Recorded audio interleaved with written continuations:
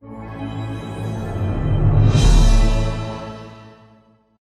I dive in, I'll just give you a little bit about my background. I've been in mortgage banking and an entrepreneur for almost 20 years. And my wife and I just launched a business brokerage that we now help buy, scale, and sell companies. Typically, we work with $5 to $50 million companies. It's kind of our sweet spot. We've got a real estate team, a mortgage company, a landscaping business, a little recruiting thing. So I'm just very entrepreneurial. So that just so you know, kind of where my heart comes from. Love working with founders and just love helping people, open up their thought process to reach whatever goals that they're trying to reach. So, well, when do we get to meet your wife? Will we get to meet her when we go to Nashville? Absolutely. Yay. Okay, good. Absolutely. She's the brains behind the operation, as we all know. You always say that. And she's the one that told you wasn't sure about your bird fetish. Story for another day. Forgot to add that one. Yes, for fun, I like boating and hiking. And then we've got a little bird sanctuary. And then we're starting a farm at the moment and learning how to grow food, because I believe there's not enough people growing food in the world right now, and there's not enough people that know how to grow food. So if anybody wants to talk about any of that after class, happy to get super nerdy around that. Tanya, can I share my screen? I put together actually a little PowerPoint for you guys. Yes, thank you. You want to, can you make me, oh, there we go, share screen. All right.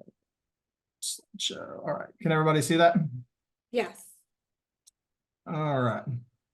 There's my name. This title is Getting Real Local.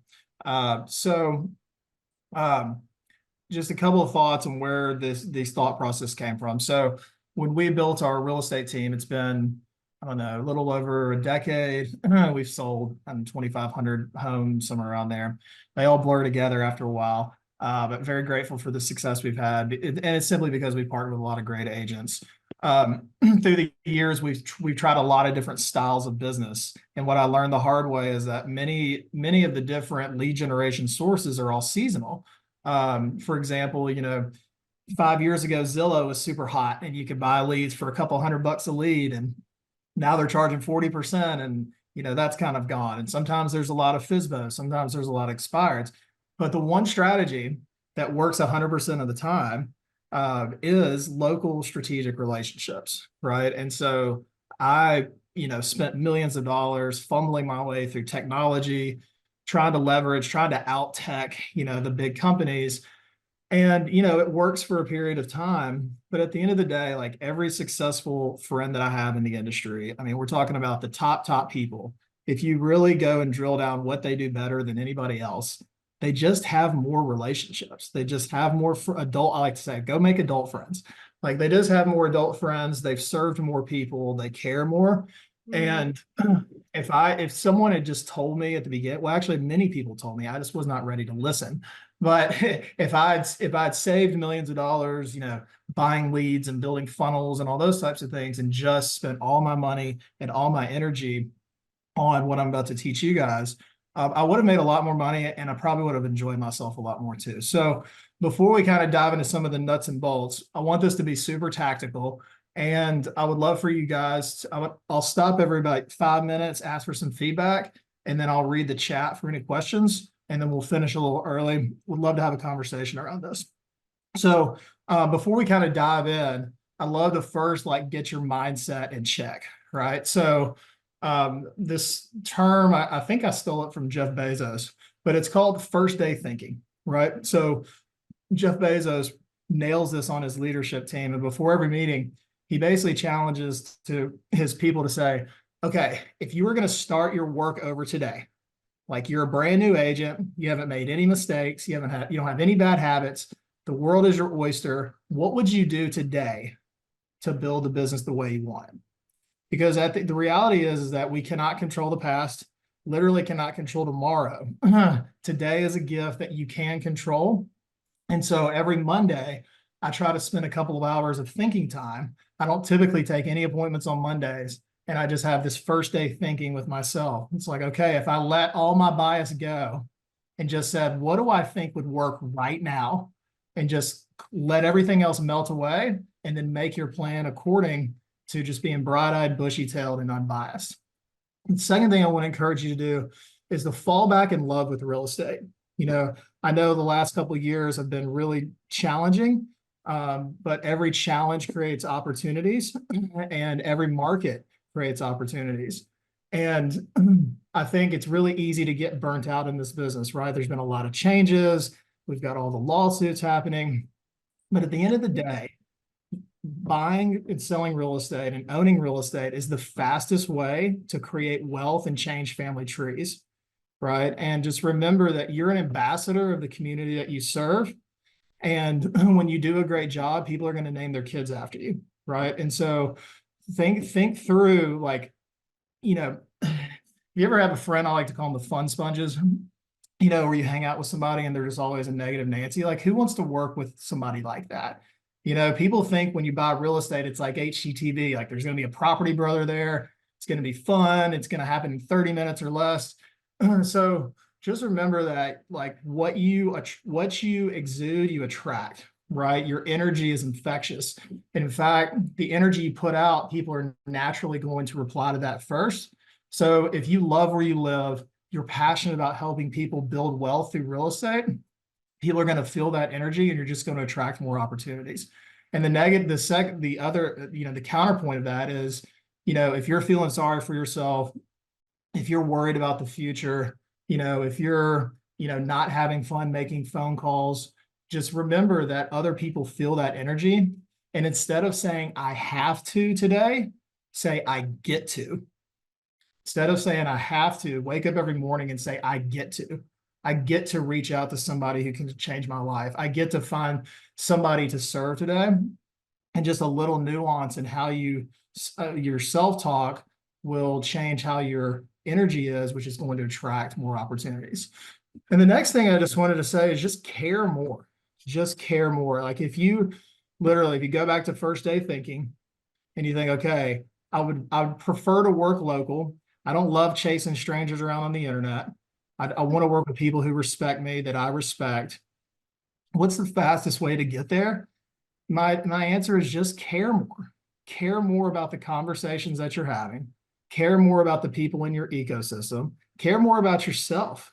One of my big journeys recently is just, I started to realize I was kind of getting ashamed of myself because I was overweight, and I take care of myself, but it was like I kept catching myself in this negative talk.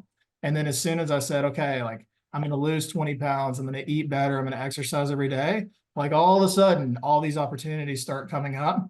So care more about yourself, care more about your business, and care more about each conversation. And when you do that, the world is just going to open up to you. So fall back in love with real estate. Just remember, like, the dollar per hour rate, especially the listing agent, but the dollar per hour of what you can make in the United States as a realtor is, there's very few professions in the entire world.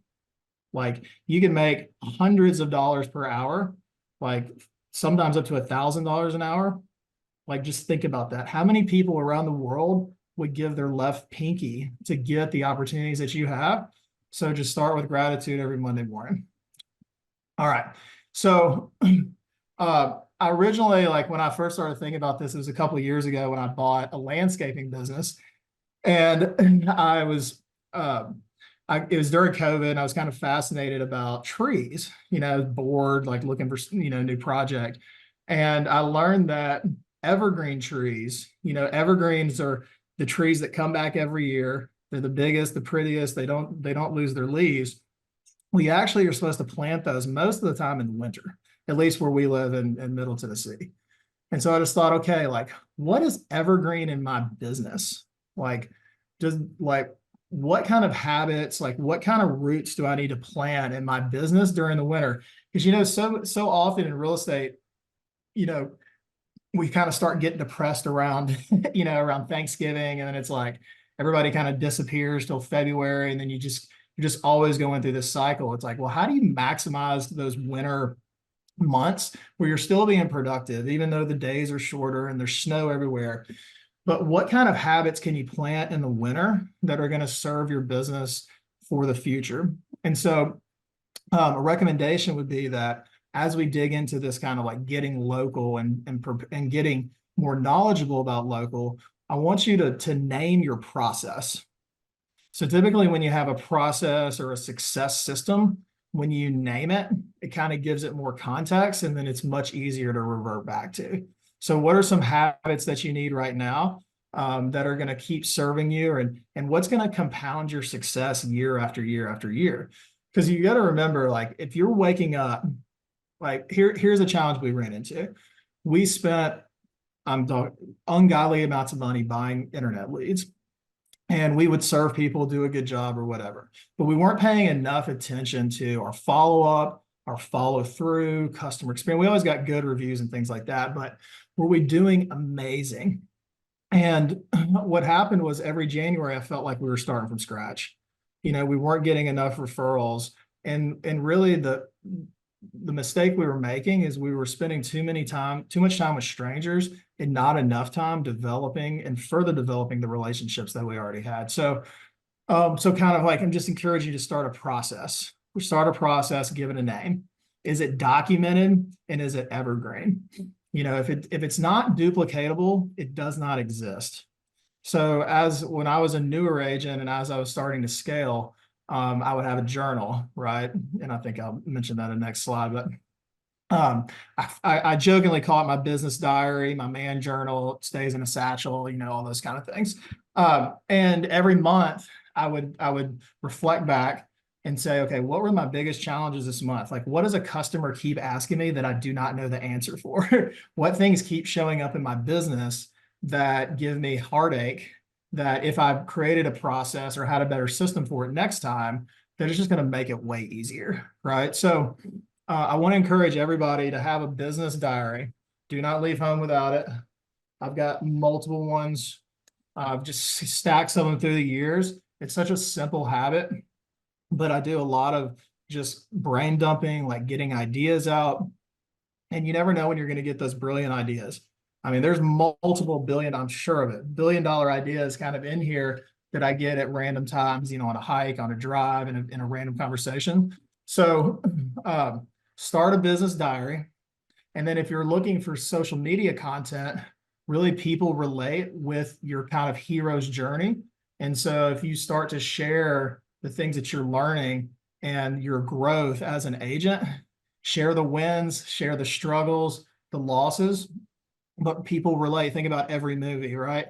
Starts with a hero, they get into conflict, they solve the conflict, everybody loves them at the end. The same thing works with social media, right? So you can use your business diary for content. And then another thing, just for me personally, is like, I'm just upset. Like when I want something, I'm obsessed with figuring it out. I'm not very smart, and so I have to get obsessive about things. So like when I wanted to learn about flowers and learn about trees and stuff like that, like got in the landscaping business, right? Or now I'm learning about selling companies or farming. I mean, if you saw my Instagram page about about farms, I mean, it's so many. I think everybody in the world is farming. So like whatever it is that you decide to do, and as you pick an area and a niche to kind of like go down and be an expert in, just be obsessed about it. Like read about it on Twitter, read stuff, like especially if you're not a great reader like myself, just constantly reading. I mean, I probably, if you added it up, probably spend an hour to 2 hours a day on average, just reading and just building my knowledge. And yes, you can go and Google everything, but what I'm going to kind of allude to in a minute is these are all just really good talking points for connecting with people and being more local. Last quick thing here is just stay curious. I jokingly will tell people my spirit animal is Curious George. And what I mean by that is like, I just want to get into everything, and life is too short. Things get boring. And so, I've got kind of middle Tennessee is kind of my purview of like where our properties are and friends are and things. So just every little thing about my area, like I just want to be curious. I want to know about it. And I'm anticipating those questions from my customers.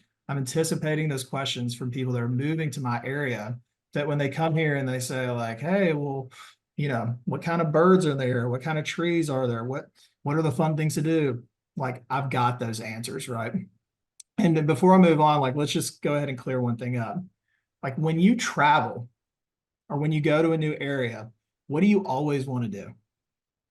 Restaurants. Restaurants, right? Or what, or let me, the answer I'm like looking, I'm fishing for is you want to do what the locals do, Oh, right?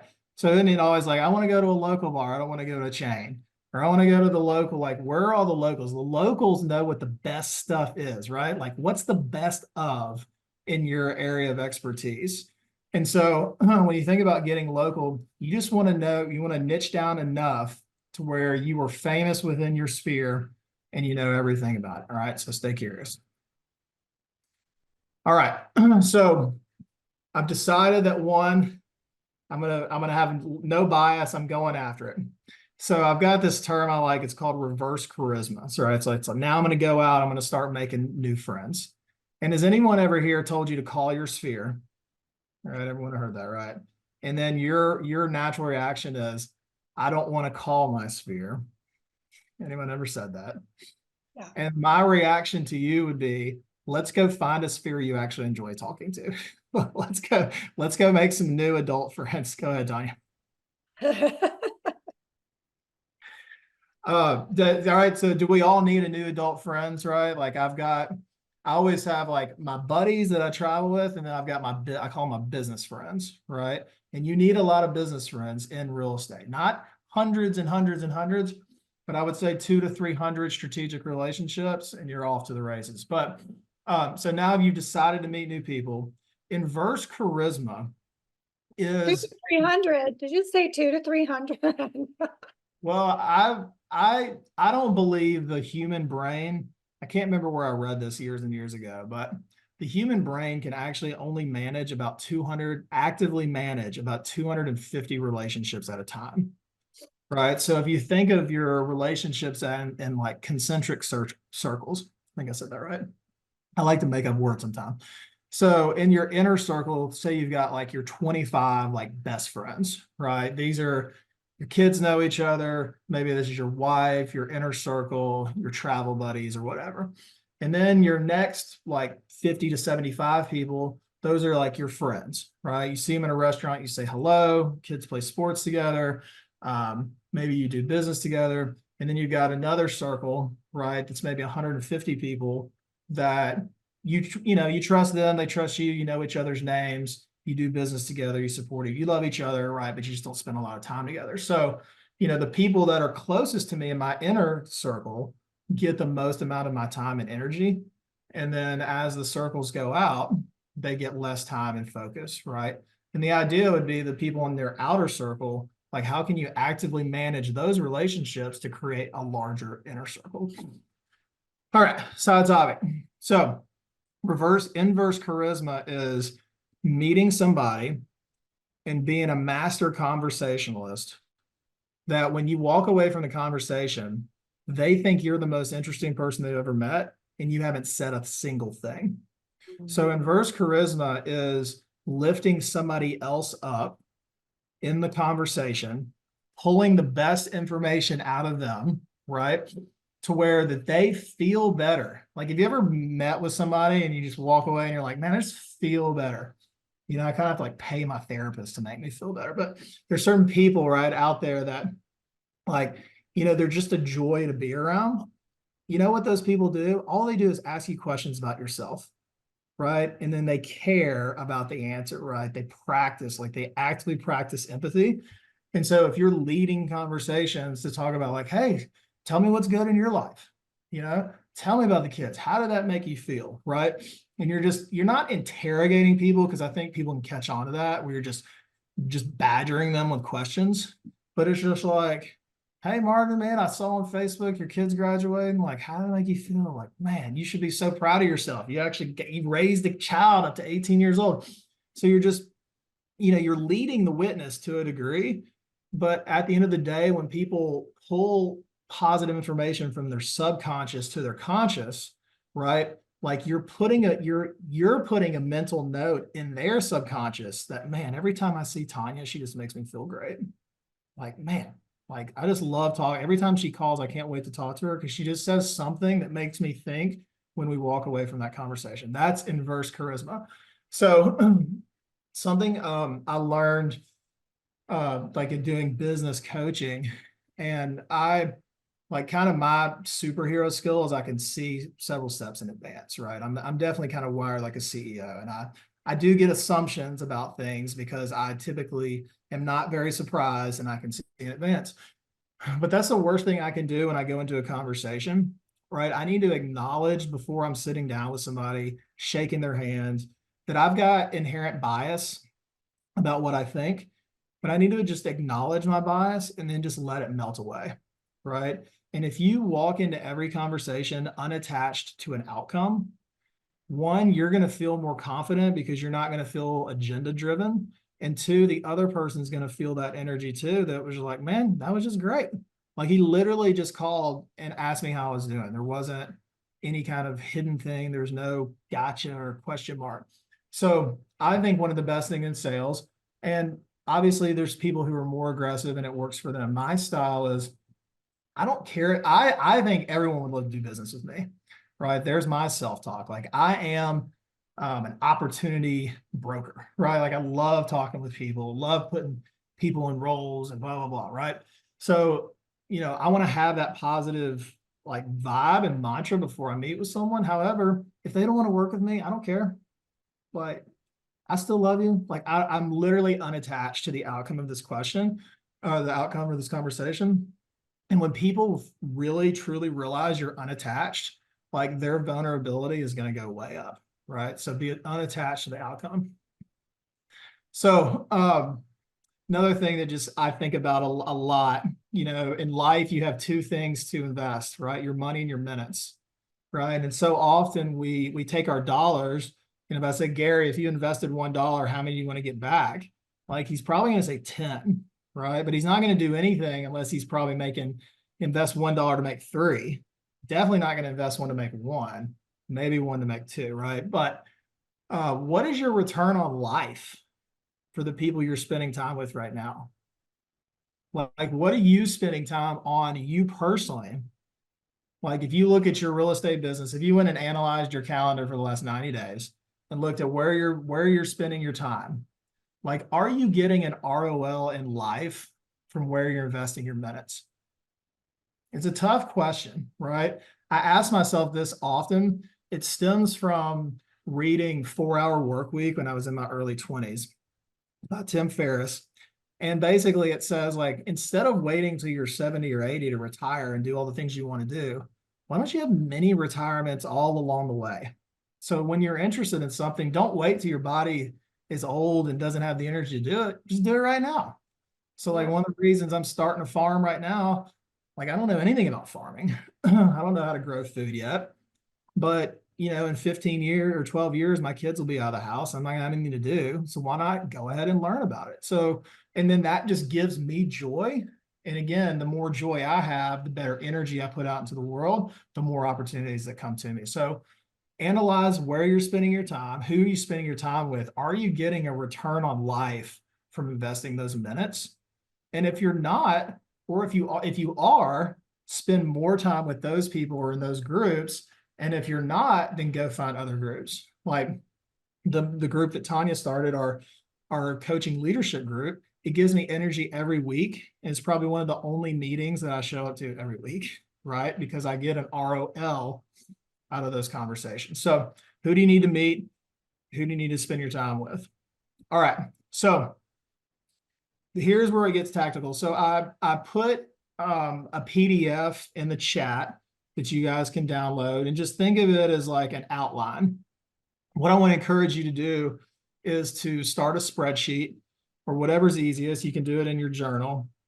I would suggest starting a spreadsheet and then start a tab for each different area that you serve. And think of this spreadsheet as just a brain dump document that every time you go out and you either show a house or find a great business or find the best chicken biscuit in the area, that you go back and put it in this document. And that way you don't have to remember everything. And if somebody calls you and says like, hey, Gary, I want to move to Chattanooga, you can pull up your Chattanooga tab and be like, oh man, Macaulay is the best school there. Did you know that so-and-so in NFL went to school there? And, they've got an amazing Home Depot and all that kind of stuff, right? So all these little things that you learn while you explore, just have a place to go and store them. And then every time a client calls, right, you've got a document that you can, speak intelligently about the certain area. Um, so kind of diving in, if you want to look at that document, if you were to really consider yourself, an expert, like if I were to come to your area and you were literally going to be an expert, what information would you know? And remember too that, often it's easy to get, I guess, intimidated by the top agents in your market, right? And you think, man, they've done more deals, they're better negotiators, they have more marketing dollars, or whatever it is. Well, there's a reason why the top agents don't do 100% of the transactions, right? And the reason is because other agents can out relationship them, right? So if you really want to know how you can beat the best, you just out relationship people. You're just sticky. Success is all about proximity, right? So when you find people you love, man, you are just all over them, right? You're commenting on their Facebook posts, you're supporting their charity events, right? You're writing reviews. Have you ever written a review in one of your friends' businesses for them? Right? How powerful would that be? Every time you meet a new person, hey man, would it be helpful if I wrote a review for you on Google? Yeah, right. You're a character witness. So, so when you find the right people, like proximity. So here's what I would want to know about a city. Like, what is the history of the city? Like, was this city founded by the Spaniards in 1785? And Overhill is where Napoleon, like, what's the history of your city? What's the background? Now, history doesn't typically repeat itself. Human behavior does. But I think all of the history leads up to the vibe of the city, right? And kind of the heart of the people. So I just want to know, like, how, some judge founded my city. Like, that's random, right? But there was a big Civil War battle here. And in Nashville, Tennessee was actually like the beginning of like the civil rights movement, right? And so there's all these different history points that have led to the vibe of the city as it stands. So all you have to do is go Google it, or, people like me and Gary at our age, we probably have Encyclopedia Britannicas. But there's a library probably near you. Like go Or and a just Or a Thomas guide. yes, right. I do read the Farmer's Almanac every year. That's old school, but it's a great talking point. I don't know if you guys know, but spring is coming right now. I saw tulips popping out of the woods yesterday morning, so just be ready for that. So anyways, what's the history of the city? Who are the local heroes? Like who are the people who like made an impact? Like maybe it was a mayor or a governor or a charity person, like big hospital companies were founded in our city. Like, there's been like 1,500 different hospital systems businesses that have all launched out of Nashville, like kind of like the mecca of healthcare. So what are those big industries for you? How did the city come about? And then, I like to focus on fun stuff too. Do you know the local, do you have local sports teams? Do you know the best players? Do you know where they're from? What are the church options? Like where are the different religious groups? Like who's your favorite preacher in your area? If somebody said, hey, I want a young progressive church to go to, like where would you recommend? Because real estate agents are ambassadors of the city that they serve, and you're going to be getting people are going to ask you these types of questions because they just assume that a great agent knows these types of things. So be ready, right? It's anticipating the question, and it's really impressive when you do. So I want to know the demographics. I want to know the age group, the income level, and even getting super granular, like what types of crops are grown in your area. What are the seasonal food groups? What types of trees? What types of dirt? Like all those types of things all flow back into real estate. So when I'm showing a house, oftentimes like I will literally go and tell them about the trees in the yard. And it's dirtiest thing in the world, but the people love it. And I'll be like, oh, well, this tree is probably dead, or this tree means this, or these types of birds like these trees. And then if you can understand, where, the building materials come from, the type of construction. So everything I'm suggesting and, that's in this PDF doc, you could do all this within a couple of weeks, right? Just time block for yourself. And then, kind of after you have your like version one of like, here's each area. Now you have a process, right? And then just copy that process for another area. So I would suggest, take a day. So if you've got, an area of expertise, whether it's a subdivision, a zip code, a city, a suburb, take a day and literally go visit every single available property on the market. It'll take one day, right? You could probably visit 30 or 40 properties in one day. And that will give you a very good, like, I understand what you get for your money. You'll get a ton of marketing ideas, right? You can throw your cards in all those people's houses, but like, understand the inventory. Next thing that I personally love doing is going and meeting the local business owners, right? These people need your support. And if you think about like, how do I give back and still give something in return? It's like every time you find something great, like put it out on social media for them, right? Like I went to this restaurant, I did this last week, went to this restaurant. This bartender was awesome. Made me the best old fashioned I'd ever had. She was super sweet, had a great conversation. She's going to refer me business clients. And so I went on social, right? Tag her, lift up her business, tell people to go there and find her to buy drinks, right? Super simple, right? And what do you think she's going to do? She's going to tell every person in that bar that they need to talk to me when they need to sell their business, right? And a lot of these local retail shops, like they look like they're a healthy business, but most of the time, like we're all struggling, I mean, it's just pretty common. So anything you can do to like interview an owner or a manager, or when you see a friend that has a business and they have a cause, or they're doing hey, we have a booth at the farmers market, like go show up for those things. And when you show up for other people, they're going to show up for you. So any ideas before we kind of move on? I'd love to hear like what's going to your head. What's one thing you could do in your area that would set you apart as a local expert? Just give a couple of feedback and we'll move on.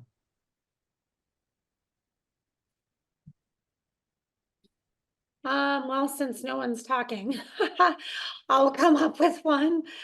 One of the things that you could do is you could start teaching a class, perception's reality. And when you teach a class, it shows that you're an authority in an area, and people like to do business with confident people. And you don't even have to know everything. You can teach someone else's class. Yeah, absolutely. So you've heard the term like birds of a feather flock together. So where that comes from is a lot of birds actually can recognize their own color better than other colors. And so when you can just slightly recognize like yellow birds, so you typically will see like yellow birds hang out with yellow birds and red ones hang out with red ones, is because they naturally feel comfortable relating with a color like them. Well, this is not some big political comment. It just means that when you find things that are interesting to you and then you go down deep, it's easier to make friends because you're involved with something that other people have. It's like mind, right? So if you're into trees, go teach about trees. If you're into the outdoors or you're hiking or whatever it is, like first understand thyself, like what are you really interested in? And then you can build your prospecting plan around your own interest. And it's going to make it a lot easier to practice that reverse charisma and to meet other people. Gary. Hang on one sec. So you picked the perfect day to do what you're doing. That was really the biggest reason I chimed in, because this is just exactly what I'm working on right now. We'd been in the community we were in prior to just moving this last year for 33 years. So we up and moved an hour and a half away and decided we're no longer going to do business primarily in that area. And we're now in an area where we're basically new agents. One of the things that I did, I'll just hold this up here. I can certainly put it up in the chat. I created a letter, and then it's got QR codes across the bottom. And so the letter just basically says, hey neighbor, we moved our family and business to the community here late in 2023 after a 33-year stint down in Keswick, Ontario. As we start our next phase of our lives building the real estate business within the local community, we're reaching out to say hello and looking forward to connecting and helping you with your real estate needs. Families like yours are getting ready to either sell or move into the community to enjoy their first home, next home, or dream home. And we have been assisting clients since 2012, utilizing our knowledge as former custom home builders. As we settle into the community, we'll grow upon those same principles that we have over the years doing for other families as we do for ourselves. Scan the QR codes below to learn more about us as well as area attractions. So one of these QR codes, I use Google to a very high level, and in Maps, there's a little feature. When you go into Google Maps, you'll see 3 horizontal lines on the left side. If you click on that, one of the tabs says saved. And in there, you can actually go and create lists. So I create lists all the time for listings and different things. And this is how we take the majority of our business. We just outshine other agents with simple things like this that are free. And that's how I built my life, because I've often been in a place where I didn't have the money to be the shining star in the community. We had to do it leveraging social media. So just for our community here, we've known it for years. We went and created a Google list for area attractions, and we dropped almost 150 places into it that are everything from businesses to attractions, beaches, rope swings and trees, things like that, that allow people to come from out of area, because that's the one thing as an agent, almost everybody's coming from somewhere else. They don't know anything about the area. So when we have them come in to open houses, we have that, and I'll wrap quickly. I won't hog up too much time here because this is really valuable what you're doing today. We put this QR code into our open houses and tell people to scan it. And we even send it to buyer agents, because they often are coming from somewhere else too. This is a very unbranded piece. So it allows anybody to not be threatened by it and use it as leverage. So that way, just say you're walking into my open house and you're coming from Toronto. I can say, hey, you're probably hungry. You're going to go have lunch while you're up here? And they're going to obviously probably say yes. And I go, great, scan this QR code on your phone and check out this place, 123 restaurant, right? And then they basically now have the restaurant on their phone, on maps, that they can then get in their car and have directions right to it. So we've really done well using technology like that. And the other thing I want to say is use things like Facebook primarily for creating groups. We on Facebook have currently 4 principal groups that we have in excess of about 15,000 people in.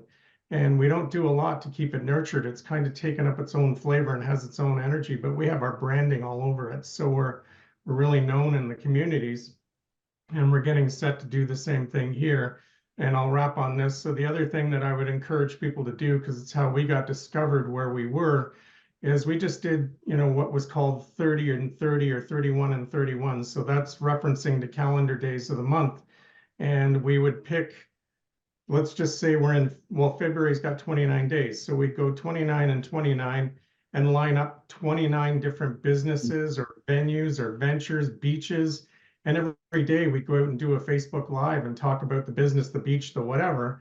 And if we could get an owner on with us, then we would even go and interview them for 3 or 4 minutes on a live. And we won a lot of recognition in the community for that. Even from the town came to us asking them to guide them on some of the social stuff that they were doing that wasn't as sophisticated as what we were doing for free. So that would be something that I would tell you I would do. And what we're doing here, my son happens to be a videographer. So we're now with the new community targeting businesses that are everybody kind of knows. So we're now going to do community spotlights in the area and just go and do a 3 to 5 minute video reel for them that's highly produced, right? So it looks very professional and branded to them and has our watermarking on it. And then we put it out in social groups and to our database, because I have the fortune as well of having roughly 12,000 people in our database. So we're just going to blast that out to the database and see what it does, right? Every little bit helps. Yeah, thank you for sharing, Gary. I mean, imagine how powerful that is, people, where, you know, you go to a local business, right, and you do something for them, but then they share it on their social. So not only you're sharing it on yours, you're getting all that leverage, but then you're also getting their audience on it. And just have fun. Like that, again, fall back in love with what you do. If you really love where you live and you love the people in your community, go spotlight them, right? Lift them up and others will lift you up too. I mean, who else knows where the best rope swing is in their area? I do. I do. Put that on your list. I don't think I had that on my list, but I mean, I can take you snowboarding. if anybody knows where the best rope swing is, I would say I'm probably going to hire you.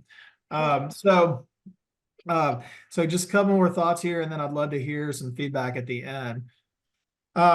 This slide, I met an author, his name is Phil Jones, and his book is called Exactly What to Say. It's a great sales book, very simple. It's got a lot of NLP in it. I highly recommend looking him up and following his content. So he studied, I think it's like 2,000 different businesses and conversion rates and all that. And he basically said that within even various industries, it always comes back to about this. For every 10 meetings, right? 10 meetings would be like, hey, I'm meeting with my buddy, you know, say business meetings, right? Just meeting with my buddy, doing a neighborhood spotlight, meeting with Tanya, should lead to about 5 appointments. And out of every 5 appointment would be with a potential buyer or seller or referral partner. Out of every 5 appointments, you're going to find 1 to 3 legit opportunities. So what you've got to figure out is, and I put this here in order on purpose, but like, remember that you don't skip steps. Questions lead to conversations. Conversations lead to relationships. Relationships lead to opportunities, and opportunities repeat themselves financially, right? So I think very often as salespeople, we're hungry, right? We're excited, then we often try to jump from zero to opportunity. And we got to remember to slow down, to ask more questions, create more healthy conversations, create more relationships. The relationships will lead to the opportunities. There's really no shortcut for that. And so just remember too, based on statistical data, you're probably looking at around 8% of the people in your cell phone are going to move every year. Right. So if you can build your database to say 250, 300 people, and then market multiple modalities to them and stay in touch, you're probably able to get an 8 to 10% return on that database. So 300 people, you're looking at 25 to 30 transactions. So it doesn't take that many, you know, and I think often in sales, we just water skate over the top of things, but the money really in anything that you do is going to be getting deeper, right? It's choosing less top line. Instead of trying to do 10 things at a B or C level, take 3 things at an A or B plus level. That's where the money is, right? So remember, questions lead to, and this is true with your wife and your spouses and your partners, questions lead to conversations. Conversations lead to relationships. Relationships lead to opportunities. So the question for you is, where are you going to get your conversations, and what are you curious about? Who are you curious about? Where are you going to get into those conversations? And this is just a visual so that you can kind of understand, you know, what's happening. Your lead capture, right, at the top of the funnel, right? These are your conversations and your questions, right? Then they get into your database to form the relationships, right? And then you strengthen existing relationships, and then those lead to the opportunities, right? And then you repeat. So there's the lead gen phase where it's like, that's an effort. If you look at any business, there is no business without sales. Like that's a big common thing. That's a common misconception. There is no business without sales. So if you're not hitting your goals right now, I have a question for you. What's the one thing that you know you should be doing every day that you're not doing? What's the one thing you should be doing that you know you should be doing that you're not doing right now? It always circles back to the same thing. You're probably just not talking to enough people. So if you can figure out like what you're interested in, put yourself out there, niche down in an area, niche down in affinity groups and things that you're interested in, that's your lead gen, right? Those are the new relationships. But then you got to think like concentric circles, like who are you investing those minutes with to build the longer strategic relationships? So if anybody's taking notes, draw a circle, and I just want to give a quick example. Draw a circle, and in the middle of it, write builder, right? I like to call this like a center of influence, because I always say local. So if I'm going to put effort into something, I want it to be a strategic relationship. I want to know the guy that knows everybody. I don't want to know everybody. I want to know the guy that knows everybody. So with a builder, like who do they do business with, right? And you can just write other circles. So they've got their drywall guys, their window guys, their landscaper, their accountant, their windows people, their roofer, their GCs, driveway guy, right? So if you went like, what is that, 10? So yeah, somewhere around there, 10 different people that they're working with all the time, right? That's a center of influence. I mean, think about a financial planner. So the best referrals, I always say the best referrals come from accountants, financial planners, and attorneys. Because typically when those people tell you to do something, you listen, right? It's a very high quality referral. When your accountant says like, hey, dude, you need to buy more real estate, like you're probably going to listen. But think of all the people a financial planner works with, right? Or a marketing person, like the different companies they work with. So, ask yourself this question. In your marketplace, who's the most influential person you know? That would take your call. Right? Think about like second degree, third degree of separation, like how many doors that one person can open. And then when other people, as you start to succeed, doors are going to open for you, and there's going to be another generation that comes up asking you for the same help. And what are you willing to do to pay it forward for those other people too? So again, I guess just kind of wrapping this up is just go out and tell your story, right? I mean, you want to get into great conversations, lift other people up. But at the end of the day, like create a great story. When you do interesting things, it's a lot more easy to be interesting, and just go out and share your story. And the more people you share about who you are and how you want to be a resource and how you want to lift others up in your community, you're going to find more opportunities. And just remember, go plant those roots. The trees grow, they take time. So these are pine trees, right? Now this is actually from a friend of mine's property, and this is his son's inheritance, right? So these trees are worth, $2,500 after they grow for about 10 years. So you can do the math right there. But to grow roots, right? To plant roots, to build the right habits and the right relationships, it takes time. So I'm going to stop sharing my screen and would love some feedback or questions or any type of continued conversation. I do want to add to something that you've said. First of all, I want to say thank you so much. I just love how you just kind of go deep and you help us kind of expand our minds to expand our reach. You were talking about being interesting, right? Like tell your story and be interesting. And Brene Brown says is vulnerability is the new sexy, right? So a lot of you guys are you're wondering like, I get this call all the time. What should I post on social media? Should I use my Facebook page? Should I use my business page? I don't like commingling the two. Well, if you don't have business, you got to figure out how to commingle your life with your business, because like Daniel's saying, like they want to do business with people that they know that have common interests.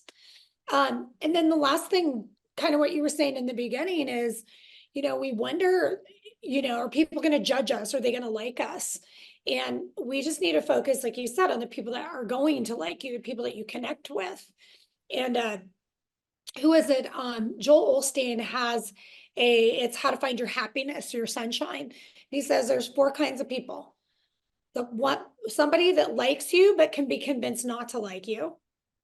somebody that doesn't like you and that can be convinced to like you, somebody that doesn't like you and that'll never like you, and the people that actually like you, love you, and will do anything for you.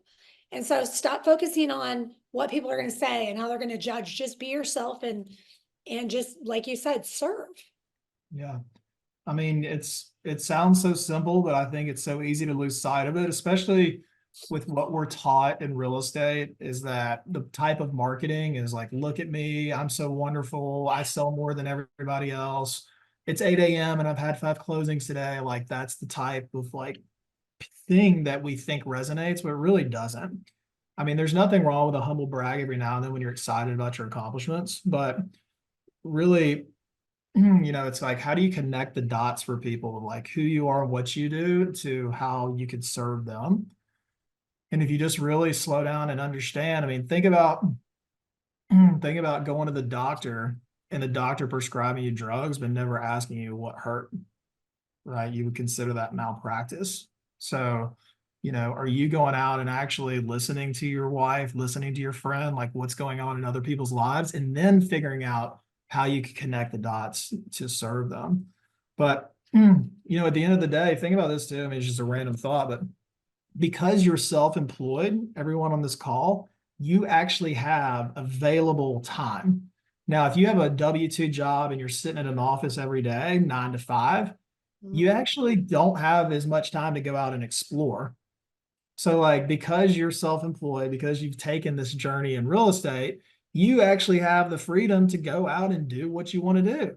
So what are the most interesting things you can get your hands on and where you live, and then just document the journey, right? Like, people will be jealous, but they'll also be intrigued. It's like, man, how did that guy get to go to a ropes course today? How is he always like meeting cool business owners? Like, why is he doing happy hours at 2 when I'm still stuck at the desk? Like, I mean, share with others, and it makes you, it's being a person of interest, right? So do interesting things and see what happens. All Well, right, I also go ahead. someone else have to say something. Sure. The thing is never assume as well. So a lot of people, when you're talking about business relationships, like I should go talk to a probate attorney or a divorce attorney, you hear agents say, well, they already have business relationships. There is that book, The 4 Laws of Agreement, never assume, because a lot of these businesses, like Daniel was saying, like they need help. They're looking for new blood. They're looking for people that are all in and not all out. And I think that assuming that they have a relationship, they might have one, but are they willing to refer to that person? Yeah. Simple script is just like, hey, Tanya, if you were ever going to buy or sell real estate, do you have somebody that you could call and ask a question to 24/7? I love that. Can I be a realtor? Right. And mine would The be, time they'll say they know a realtor, but they don't say that they know someone that they feel comfortable picking up. And if they say yes, you say, hey, would you mind if I'm your number 2? And that way, if like he doesn't ever pick up the phone or he's on vacation, has he stopped by and explained, the new X? I love Has he that. stopped by to go over? Has he stopped by to go over with you the X? Or I'm sure he's already showed you X, right? So you've got, I'm fine being number 2, assuming that number 1's probably going to drop the ball at some point. I like that. That's kind of bold. I like to say, hey, if you know of somebody buying or selling, do you have a realtor that you would refer them to? And a lot of people are like, yeah, I know 5 realtors. It's my sister, it's my mom, it's my brother, and I wouldn't refer any of them business. You're like, I'd love to earn your business. Love it. I'd love to hear a couple of ahas. Any feedback, anything going through your guys' head? The ahas are important because when you say it out loud, it anchors into your subconscious. So you got to think, okay, what's my takeaway? What's my action item? Martin, you're first. What's your aha? Aha, I was actually just scrolling through my OneNote document because I have quite a few. One of them is make more adult friends and have happy hours at 2. I think that combination will work really good. Sorry, that was all joking aside, but I think it's like I've been kind of struggling with my sphere of influence because I have a very big sphere of influence, but just because I have all those people in my phone and in my database doesn't mean necessarily that they align with me. I mean, it's built up over the last 20 years, so it's maybe good for me to be like, hey, who do I really want to work with? Because as you say, it's not just like, hey, I'm calling you to get business out of you. It feels very disingenuous to me, and really building relationships is in my opinion the key. So the out relationship, like as a verb, I put that as a big like learning nugget. So thanks for doing that. That actually helps me also feel more comfortable with the other realtors here that are like, hey, I sold 50 homes so far this year already. It's like, oh my God, like that's crazy. And I have a guy in the neighborhood that I happen to know, and I'm always like, oh my God, this guy is so flashy and whatever, but he is really good at out relationshiping other people. So I'm like, you know what? I should actually appreciate it and take a cue from that guy. And he's not a bad guy. He's just stupid flashy, but that's okay. That's cool. Love it. Your vibe attracts your tribe, right? Mm-hmm. So what That's else? okay. Hear a couple more. That's excellent, Martine. Thank you for that. Brad, do you have some feedback on what's your aha?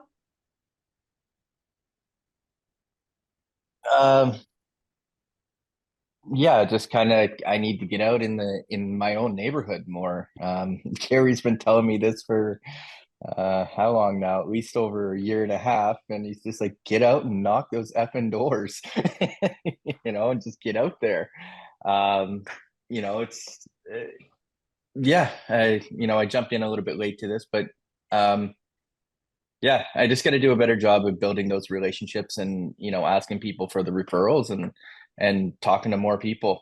It's there's definitely lots of people that I encounter on a daily basis, and as much as I think I'm actually talking to them, maybe I just got to talk more. You will, I swear to you, everyone wants to live indoors, right? Everyone wants to live indoors. So the more stones you unturned, the more opportunities you're going to find. Martha, what I saw you raise your hand. Yeah, I was just gonna say that the strategic relationships, I'd never thought of it that way, to how you build your friendship groups. That was very interesting. Yeah. Well, we always tell our kids, it's like, are you filling other people's buckets or are you taking from their buckets? Yeah. So like if I'm going to get an RO or an ROL, right? A return on energy, return on life from people, like who do I want to surround myself with? And they can be people in my peer group. They can be people more successful than me, whatever. But like at the end of the day, is it making me happy? And it's hard to do sales. Like I know we all feel that. It's hard to do outreach. So you got to figure out a way to just reignite that passion about meeting other people. Like COVID stole our joy from being face to face with others. Like we all crave that connection. Like down deep, we're a lot of society is hiding behind the keyboard right now. It's become way more normal. And so people's social skills have like fallen apart. But at the end of the day, we're social creatures, right? And if you can be the one that gets one-on-one with people, like instead of doing a Zoom, like, hey, let's go have lunch. Like, let me come to your office. Let me stop by your house. Like if you make the effort to get closer to proximity with people, they're going to appreciate it. So it's their lucky day you called. Right. It's their lucky day you called. All right. Let me ask you this before we hang up. Let me just ask you guys, how many people call you on a monthly basis to check on you to see how you are? Right? Can we all agree it's probably less than 5? If one of your friends called you out of the blue and said, hey, Martha, I was just thinking about you today. Hadn't talked to you in a while. How are you doing? How would that make you feel? It'll make you feel like somebody remembers you. Right. So remember that every time you're having that call reluctance, that, go reaching out to 5 people a day to see how they're doing is going to make a big impact for people because you just never know what someone's going through. All right, guys. Gary, did you have your hand raised? You can finish us off with something smart here. Geez, well, I know how to spell my name. So yeah, I'm always all about leverage. Leverage the hell out of everything you can without, spending money, because that's how I had to do a lot of what I did to be able to frankly afford to do what I do now. And even the team, I tell them spring market home shows are coming. Honestly, go to your local home shows, buy a ticket, walk the floor, get to know all the businesses. That's how I made an impact with all the business owners in all of our communities. And then what I did was I took all that stuff, and like I told you guys about a Google list, right? I add them all to a list, and we send that to potential buyers and sellers as people that we trust, know, and like, right? And we vet these people. I don't just put them out there, just for the sake of helping promote their business, because your reputation is equally at risk, right? If they're not good people. But what I've come to learn is there's a million ways that you can go about this very low cost and meet people, especially when you go to things like home shows. Those are all your movers and shakers. They're spending money to figure out how they get their next sales. So you want to go meet those people and then take them out to lunch, right? And become good friends with them, because they typically are social beasts.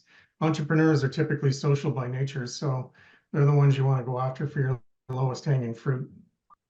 Now, I know this can work both ways, but typically people with high net worth do happy hours earlier in the day. Yeah, all day. And hey, here's another There's like the degenerate side, but there's also the fact that like, hey, I'm the boss and I make my own schedule. And if I want to go have drinks at 2, then I can. But the lower level people at the desk can't go till 5. So And I always notice they're in the gym early. Like if you're traveling, you'll like meet literally the president of the whole convention and those kinds of things, or they're in the gym early. So made a lot in the gym. Daniel, thank you so much. This was just amazing. I hope you guys got a lot of information. I'll send the recording out. Hey, this is your miracle, your ticket, right? All of you are trying to figure out how to get more business. If you don't take 1 to 3 things away from, actually, I'm going to go into positive. Take 1 to 3 things from this and implement it immediately to expand your reach. Daniel, do you have any closing words? you can do it.